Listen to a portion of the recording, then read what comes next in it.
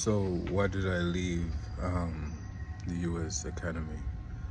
Um, I mean, so the U.S. Academy has now become basically a police department, facilitating the kidnap of students, facilitating the armed response to protests and to political opposition, etc.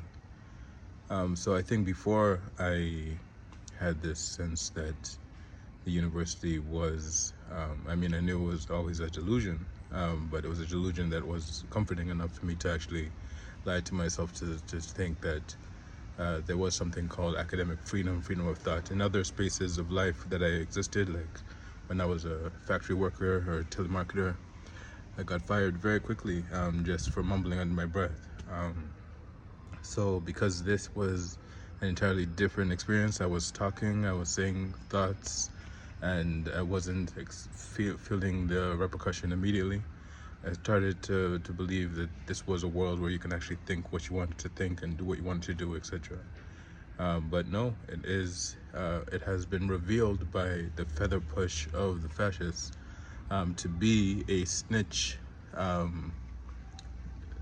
institution, an institution of snitches. The U.S. Academy is basically a place where both the educational institution and the state are basically blurred into one another, and they kind of operate as the same type of slave catcher to those who want to resist genocide or anti-black totalitarianism, etc. So that wasn't what I signed up for. Not that I signed up for anything at all, but if I was to sign up for something, it wasn't exactly to be in a participant officer.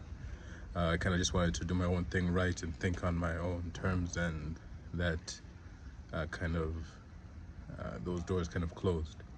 So, uh, I mean, if things change, if there's some fundamentally shift where I can continue the lie that was so comforting before, then I might very well get myself back into that treadmill. But until then, I'm gonna do a little exile, self-deportation, whatever you want to call it, but basically just not be in a place where you're immediately frustrated and annoyed by the barking dogs of Nazism at every window of your house.